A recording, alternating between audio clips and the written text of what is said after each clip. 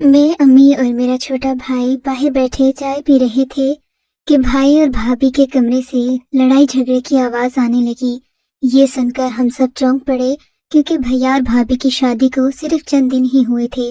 उनका ये लड़ाई करना हमारी समझ से बाहर था। हम लोग उनके कमरे की तरफ जाने लगे तो अम्मा ने मना कर दिया, बेटा रुक जाओ, मियाँ बीवी की लड़ाई है। अच्छा नहीं लगता कि तुम लोग इसमें मुदाखलत जाहिर करो, मैं खुद देख लेती हूँ कि क्या बात है। ये कहकर अम्मा ने भाई के कमरे का दरवाजा खटखटाया और हमें वहां से जाने का इशारा किया। मैं और भाई तो बाहर आकर बैठ गए, लेकिन थोड़ी देर के बाद अम्मा के कमरे से ऊंची ऊंची आवाजें आने लगीं। ऐसा लगता था जैसे भाई और भाभी के बाद अब अम्मा भी इस लड़ाई में शामिल हो चुकी हैं।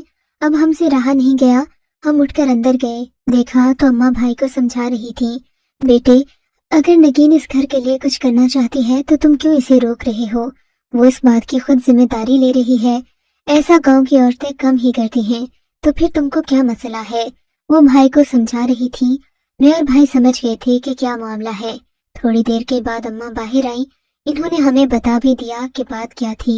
दरअसल हमारे गांव में वडेरा सिस्टम था, जहां जिम्मेदारों को नस्ल दर नस्ल गुलाम मिल जाते, जिन्हें वो अपने मजारे कहते, और फिर उन्हीं के हाथों उनका निजाम चलता और यूं ये जिम्मेदार मजारों पर हुकूमत करते। मगर हमारा घराना चूंकि थोड़ा पढ़ा लिखा था, सो हम इनके यहाँ नौकरी नहीं करते थे, न ही मुश्किल वक्त में इनसे कर्ज लेते कि फिर हमेशा के लिए इनकी गुलामी करना पड़े।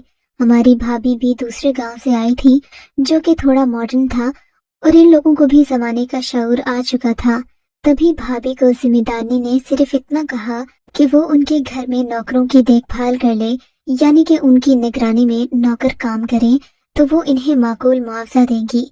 भाभी को ये बात अच्छी लगी थी कि इन्होंने नौकरी करने को नहीं बल्कि नौकरों की निगरानी करने को कहा था, जबकि भैया इस बात पर गुस्सा कर रहे थे। भैया का ख्याल था कि नौकरी नौकरी होती है, फिर चाहे वो निगरानी हो या खुद किसी के यहाँ नौकर बन जाना। भाभी ने इस बात से इख्तिलाफ किया। यूं हमारे घर में ये बात लड़ाई बनकर सामने आई। अम्मी ने भैया को समझा दिया और कहा कि अब से ये नौकरी करने जाएगी, क्योंकि अगर काम इज्जत वाला हो तो इसमें कोई हर्ज नहीं है। भाई के लाख मना करने के बावजूद भाभी अब हवेली में काम करने जाने लगी। भाभी का काम नौकरों की देखभाल करना, उनके मामलात सुलझाना और दीगर बातें देखना थी।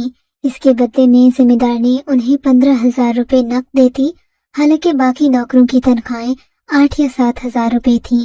भाभी का काम भी कम था और इन्हें मुआवजा भी अच्छा मिलता। एक दिन का जिक्र है, भाभी को नौकरी पर जाते हुए तकरीबन 3 माह गुजर चुके थे। मैंने देखा अब वो चुप चुप रहने लगे हैं, लेकिन घर के खर्चे खूब चल रहे थे। घर में नया फर्नीचर आने लगा और ऐसी ऐसी चीजें जो हमने पहले नहीं देखी थी। हम बहुत हैरान भी थे, जबकि गांव के लोग हमें ताने देने लगे कि तुम लोगों ने जिम्मेदारों के यहाँ दोबारा नौकरी करके पढ़े लिखे घरानों की नाक कटवा दी है। बहरहाल हमें इस बात से कोई फर्क नहीं पड़ता था, अलबत्ता भाभी का रवैया मशकूक होता जा रहा था। अक्सर वो सुबह उठती तो उनकी आंखें लाल सुर्ख हो रही होती। एक दिन मैंने भाभी को इस कदर परेशान देखा तो चौंक पड़ी। भाभी क्या हुआ? क्या आप रात भर सोती नहीं हैं? मेरे सवाल के जवाब में भाभी ने कोई जवाब नहीं दिया। उनका खाना पीना भी कम हो गया था और वो हर वक्त अपने कमरे में बंद रहती। एक दिन रात का वक्त था, मुझे नींद नहीं आ रही थी। मैं यूं ही अपने कमरे से निकली तो ये देखकर चौंक गई कि भाभी के कमरे की रोशनी अभी तक आ रही थी।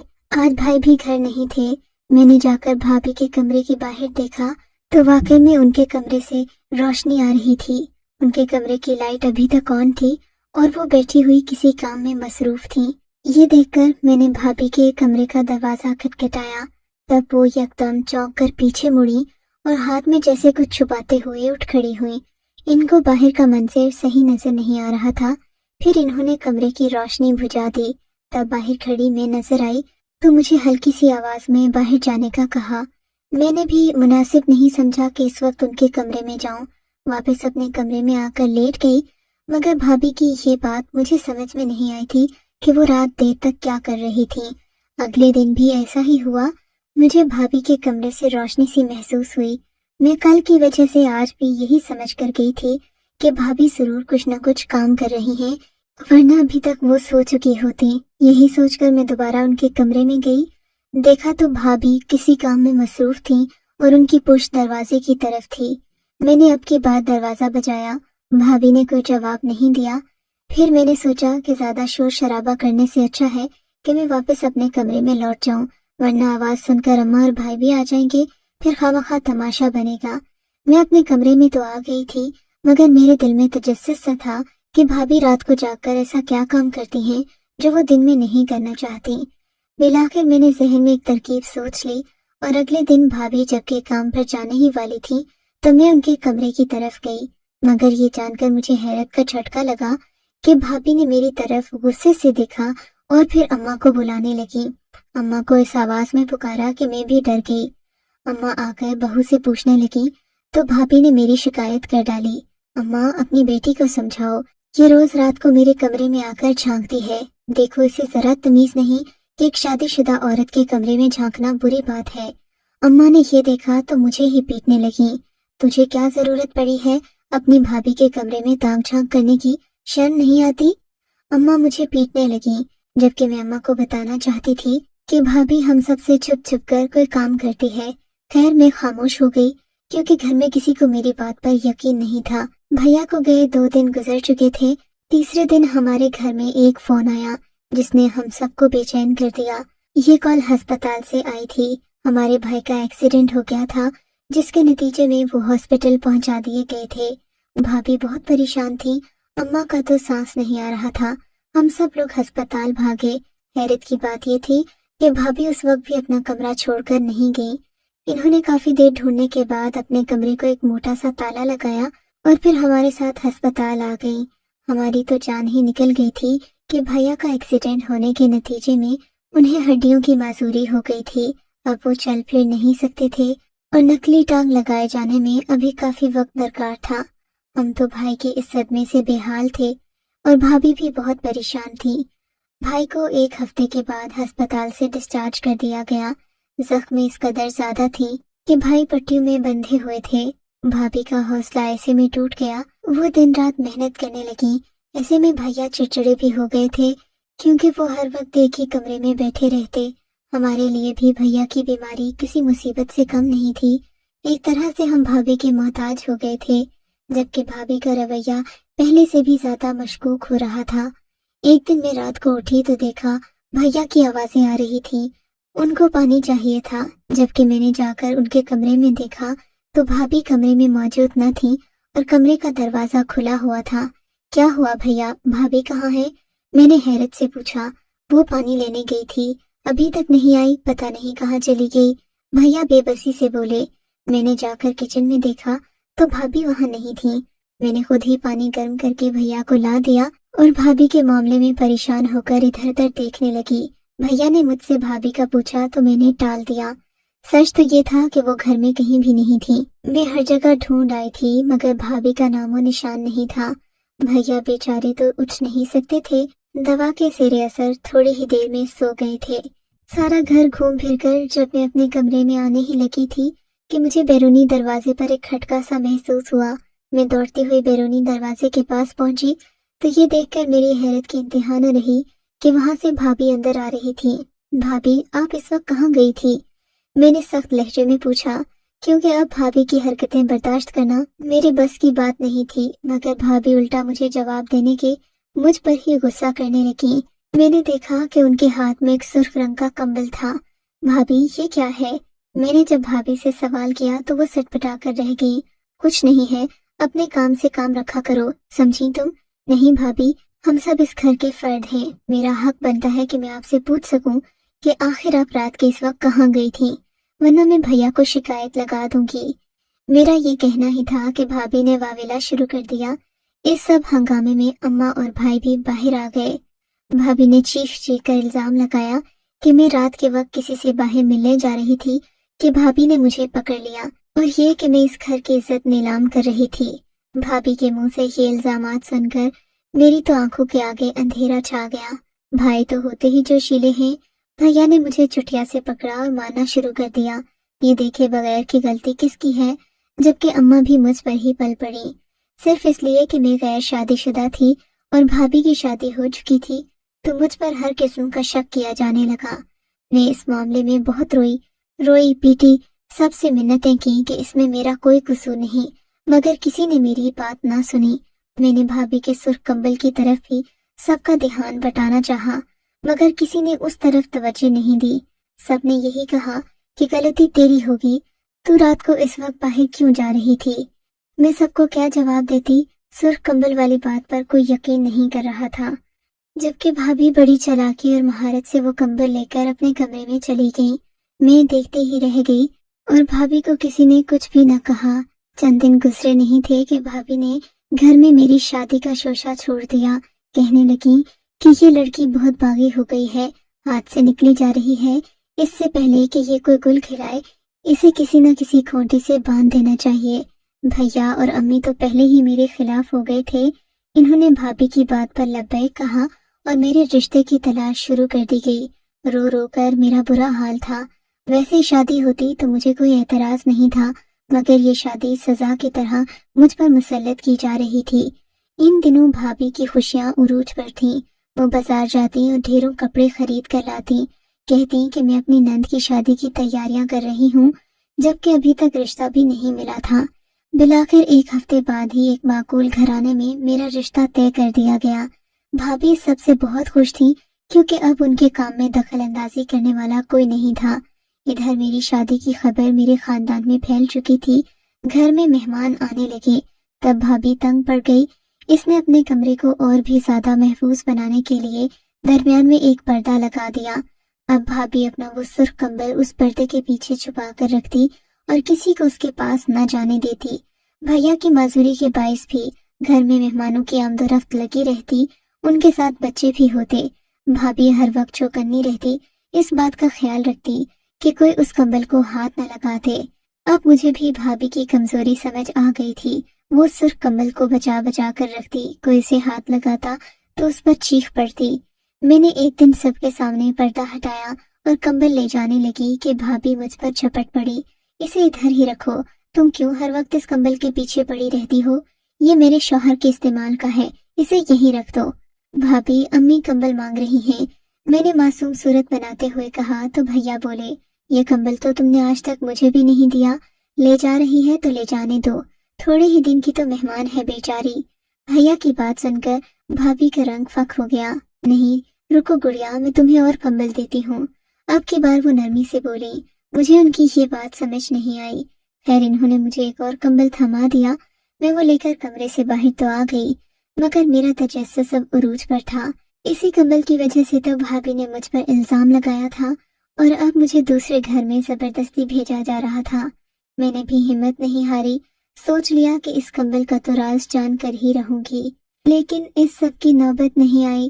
ایک دن ہم سب اپنے گھر میں کاموں میں مصروف تھے کہ دروازے پر ایک لڑکا آیا۔ اس دن ہمارے پورے شہر میں بجلی نہیں تھی، ہمارے گھر میں نہ ٹی وی چل رہا تھا نہ ہی ہمارے فون چارج تھے۔ گاؤں میں سخت بارش اور موسم کی خرابی کی وجہ سے بجلی کا نظام درہم برہم ہو گیا تھا۔ ہم سب لوگ یوں ہی بیٹھے ہوئے تھے، لیکن شادی کی تیاریاں بھی جاری تھیں۔ خیر دروازے پر دستک ہوئی، میں نے جا کر دیکھا وہاں ایک دبلا پتلا لڑکا کھڑا تھا۔ لڑکا بہت پریشان لگ رہا تھا۔ اس نے مجھ سے کہا کہ اپنی بھابھی کو بلاؤ۔ میں نے جلدی سے بھابھی کو بلایا، خود بھی پاس ہی کھڑی ہو گئی۔ مجھے ویسے ہی بھابھی پر ہر وقت شک لگا رہتا۔ وہ لڑکا بھابھی سے کہنے لگا کہ ان کے والد کی طبیعت بہت خراب ہے، ان کو بستر مرگ پر یاد کر رہے ہیں۔ یہ سن کر بھابھی کے تو ہاتھ پاؤں پھول گئے۔ انہوں نے اس وقت کسی چیز کی پرواہ نہیں کی، سر پر چادر اوڑھی، پاؤں میں جوتے پھنسائے اور جلدی سے اس لڑکے کے ساتھ گھر سے نکل گئیں۔ ان کے جانے کے بعد میں نے اماں کو بتایا کہ بھابھی اپنے والد کی طبیعت کی خرابی کے باعث میکے گئی ہیں، جلد ہی واپس آ جائیں گی۔ نہ جانے کیوں مجھے اس سب میں بھی کچھ غلط محسوس ہو رہا تھا۔ بھابھی سے اس قدر نفرت ہو گئی تھی کہ ان کے گھر والوں کی اذیت بھی مجھے تکلیف نہ لگتی۔ میں چپ چاپ بیٹھی رہی۔ تھوڑی دیر نہ گزری تھی کہ دروازے پر ایک بار پھر دستک ہوئی۔ دیکھا تو ایک بوڑھی عورت کھڑی تھی۔ بوڑھی عورت کی آنکھوں میں عجیب سی چمک تھی۔ مجھے دیکھتے ہی وہ ادھر ادھر اپنی آنکھیں گھماتے ہوئے بولی، بیٹی مجھے تجھ سے کام ہے، تو میری مدد کرے گی؟ ہاں ماں بولو کیا بات ہے؟ میں نے دلچسپی سے پوچھا۔ بیٹی میں ایک عمل کر رہی ہوں جس کے لیے مجھے ایک سرخ کمبل کی ضرورت ہے۔ میرے علم کے مطابق وہ لال سرخ کمبل تیری بھابھی کے پاس ہے۔ اگر تو چاہے تو میں اس کمبل کے بدلے تجھے ڈھیروں روپے دے سکتی ہوں، مجھے کسی طرح وہ کمبل لا کر دے دے۔ عورت کی بات سن کر میں حیران ہو گئی کہ واقعی اسے کیسے اس وقت کمبل کا پتہ جو بھابھی نے بڑے احتیاط سے چھپا کر رکھا ہے۔ میں نے اسی وقت اماں کو آواز دی، وہ بھی دروازے پر آ گئی اور اس بڑھیا سے باتیں کرنے لگی۔ بڑھیا کے پاس واقعی لال، پیلے اور ہرے ہر طرح کے نوٹ تھے۔ کہنے لگی، میں تم لوگوں کو جتنی چاہے رقم دے سکتی ہوں، تم لوگ وہ کمبل مجھے دے دو، بنا کوئی سوال کیے اور بنا کسی کو اطلاع دیے۔ مجھے اپنے عمل کے لیے وہ کمبل درکار ہے۔ دیکھو، میں اگر عمل والی نہ ہوتی تو مجھے بھلا اس کمبل کے بارے میں کیسے پتا ہوتا؟ وہ کمبل تمہارے لیے بہت معمولی ہے، اس کی کوئی قدر و قیمت نہیں، لیکن اگر تم مجھے دے دو تو میں اس کے بدلے تمہیں ڈھیروں روپے دے سکتی ہوں۔ بڑھیا کی بات سن کر ہم لالچ میں آ گئے، کیونکہ ہمارے گھر میں بھیا کے علاج کے لیے بھی رقم درکار تھی اور گھر کے خرچے بھی نہیں چل رہے تھے۔ بھیا کے پاس کوئی معقول نوکری تو تھی نہیں اور جو محنت مزدوری کرتے تھے اس سے بھی محروم ہو گئے تھے۔ بڑھیا کی بات سن کر اماں کی آنکھوں میں چمک آ گئی، میری بھی منہ میں رال ٹپکنے لگی۔ میں نے فوراً سے جا کر وہ کمبل اٹھا لیا، کیونکہ بھیا کے کمرے میں وہ سامنے ہی پڑا تھا۔ وہ الگ بات ہے کہ بھابھی اس کمبل کو اٹھانے نہیں دیتی تھی۔ بھیا اس وقت نیند کے زیر اثر تھے، انہوں نے مجھے دیکھا نہیں۔ میں باحفاظت وہ کمبل باہر تک لے آئی۔ وہ کمبل جیسا تھا میں ویسا ہی اٹھا کر لے آئی، میں نے اسے کھول کر دیکھا تک نہیں۔ بڑھیا نے وہ کمبل ہم سے لے لیا اور ہمیں وہ پیسے دے کر چلتی بنی۔ تھوڑی دیر ہی نہیں گزری تھی کہ بھابھی بھاگتی ہوئی گھر کے اندر داخل ہوئی۔ وہ واویلا کرتی اپنے کمرے میں گئی اور وہ کمبل ڈھونڈنے لگی جو انہوں نے بہت حفاظت سے چھپا کر رکھا تھا۔ ہائے اللہ، غضب ہو گیا، بھابھی رونے والے انداز میں بولی۔ وہ اپنا سینہ پیٹتی بین کر رہی تھی کہ میں نے ان سے پوچھا، کیا ہوا بھابھی، کوئی بات ہوئی ہے کیا؟ میری بات سن کر ان کو غصہ آ گیا۔ تیرا بیڑا غرق ہو منحوس، سچ بتا، تو نے یہ کمبل کسے دیا ہے؟ بھابھی چیخنے چلانے لگی تو اماں بھی ان کے کمرے میں آ گئی۔ کیا ہو گیا ہے بہو؟ ایک عورت آئی تھی، کہہ رہی تھی کہ اسے کسی خاص عمل کے لیے یہ کمبل چاہیے، ہمارے تو کسی کام کا نہیں تھا، میں نے اٹھا کر اسے دے دیا۔ ویسے بھی اس کی قیمت تو 3-4 ہزار ہی ہوگی، لیکن بڑھیا نے ہمیں پورا 1 لاکھ دیا ہے۔ اماں نے بھابھی کو بتایا تو وہ خوش ہونے کی بجائے رونے لگی۔ اماں، یہ تم نے کیا کر دیا؟ وہ کمبل بہت قیمتی تھا۔ ذمہ دارنی کے گھر سے کچھ پرانے کپڑے نکلے تھے، ان پرانے کپڑوں پر سونے کے تار لگے تھے۔ ذمہ دارنی نے اپنی نوکرانیوں سے کہا تھا کہ ان کپڑوں کو صاف کریں، انہیں اچھی طرح طے کریں اور انہیں کسی قسم کا نقصان نہ پہنچنے دیں۔ میں نے تو ان کپڑوں سے بڑی مشکل سے ایک ایک کر کے سونے کے تار اتارے اور اس کمبل پر جوڑتی گئی۔ میں نے سلائی کر کے ان تاروں کا اچھا خاصا گچھا بنا لیا تھا، کیونکہ وہ تار خالص سونے کے تھے۔ اماں، یہ تم نے کیا کر دیا؟ میں نے تو بڑی مشکل سے انہیں جوڑا تھا تاکہ میں بیچ کر رقم جوڑ سکوں۔ بھابھی کی بات پر ہمارا منہ کھلا کا کھلا رہ گیا۔ تو اس بڑھیا کو کیسے پتا؟ ارے اماں، وہ بڑھیا بہت ہی چالاک ہے۔ ایک دن باتوں باتوں میں نے اس کو یہ راز بتا دیا۔ اس کے بعد سے اس نے مجھ سے کمبل کا رنگ معلوم کیا، اور دیکھو آج اس نے کیسے اس لڑکی کو بھیج کر مجھے گھر سے نکلوایا۔ حالانکہ ابا کی طبیعت خراب نہیں تھی، وہ تو بالکل ٹھیک ٹھاک تھے۔ اس نے آپ لوگوں سے جھوٹ بولا تاکہ میں گھر سے چلی جاؤں اور وہ اس کمبل کو حاصل کر سکے۔ یہ کہہ کر بھابھی نے اپنا ماتھا پیٹ لیا، جبکہ امی نے بھابھی کو سمجھایا، بیٹی، تو نے جو مال چوری سے اکٹھا کیا وہ تیرے کسی کام نہیں آ سکا اور آنا بھی نہیں چاہیے تھا۔ مانتی ہوں کہ تم نے اس گھر کے لیے بہت قربانیاں دی ہیں بیٹی، لیکن تمہارا طریقہ غلط تھا۔ میری بیٹی، اگر تمہارے نصیب میں ہوتا تو تمہیں مل جاتا۔ تم تو اللہ کا شکر ادا کرو کہ چوری کا مال تمہیں نصیب نہیں ہوا۔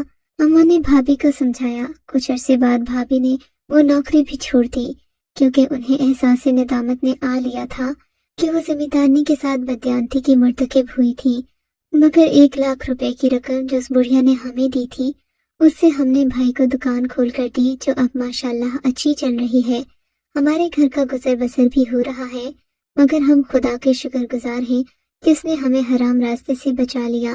مگر ابھی تک میرے دل میں ایک کسک باقی ہے کہ ہم نے جو کچھ بھی کیا اس حرام کے پیسے سے ہی کیا۔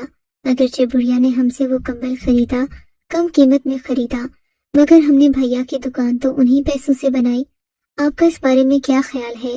کیا حرام کی دولت سے حلال کمائی کرنا جائز ہے؟ اگر نہیں تو پھر ہمیں اب کیا کرنا چاہیے؟